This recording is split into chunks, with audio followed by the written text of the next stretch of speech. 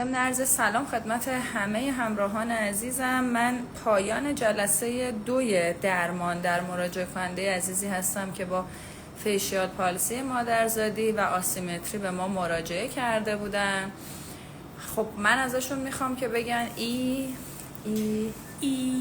خب خیلی مؤثر بودیم در درمان. موقع گفتن ای کاملا لب رو به سمت راست میکشیدن و انحراف لب خیلی زیاد بود. ما یه غیرقرنگی شدید دو طرفه در صورت داشتیم که با توجه به 2 جلسه نتیجه خیلی ایدئالی گرفتیم. البته من به خودشونم گفتم که ما ایدئال ترین نتیجه رو بعد از 3 تا 4 جلسه در سال اول میگیریم. آینه بهشون میدیم.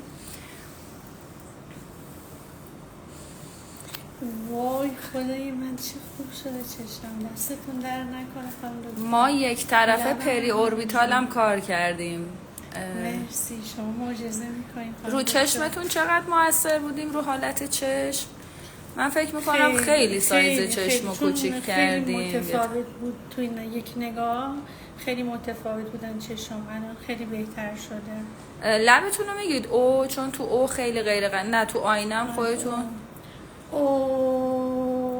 یادتون میاد که توی او ما کاملا یه طرف لب رو شما به داخل میکشیدین و یک سمت لب ما ایورژن داشتیم کاملا. این اصلا کلا آتروفی هم شده بود.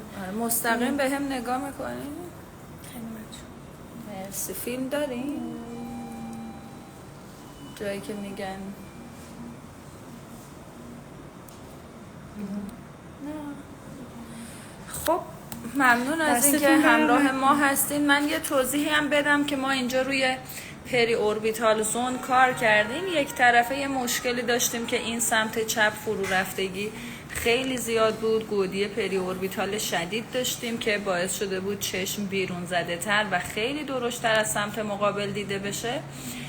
کار کردیم روش و انشالله تو جلسات بعدی خیلی اوضاع رو از این بهتر هم میکنیم. جلسه بعد حتما قسمت لترال و مدیال رو مجدد روش فورس میذاریم. ما یه ماکسیموم دوزی داریم در تزریق پری اوربیتال، ولی همین الان هم خب نسبتاً کاری کردیم که اون بیرون زدگی چشم کمتر دیده بشه. سایز چشم نسبت به قبل در واقع متقارن تر شد با سمت مقابل.